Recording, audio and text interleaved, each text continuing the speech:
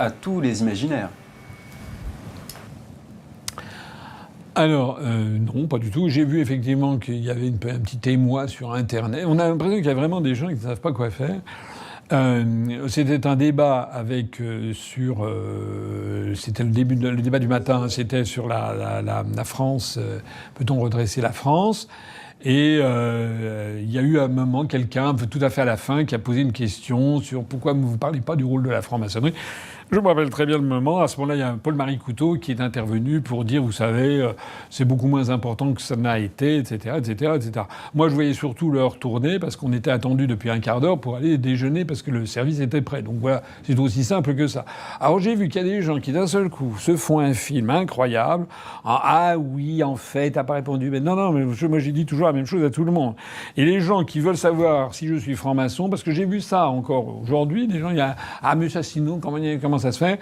Mais zut, j'ai répondu 20 fois. Tous les gens qui suivent mes vidéos depuis 17 ans, j'ai déjà répondu 20 fois.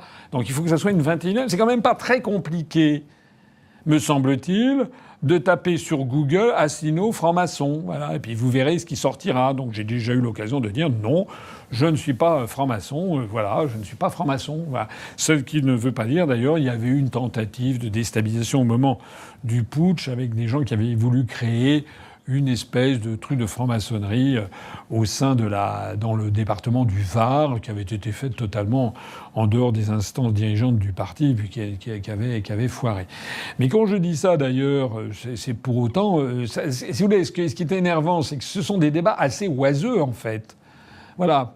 Parce que moi, ce que je préférais, c'est que plutôt que les gens me demandent si je suis franc-maçon, je répète que je ne le suis pas, je préférais que les gens se disent qu'est-ce que je peux faire pour essayer de sortir le pays du pétrin dans lequel il est. Ça serait quand même beaucoup plus intéressant. Hein.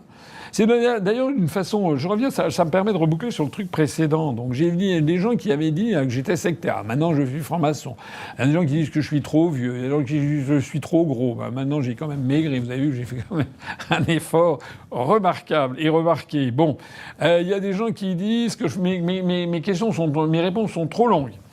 Il y en a d'autres qui disent que mes vidéos sont trop longues. Il y en a qui, après, on a fait des vidéos courtes. Il y a des gens qui m'ont dit non, les vidéos sont trop courtes.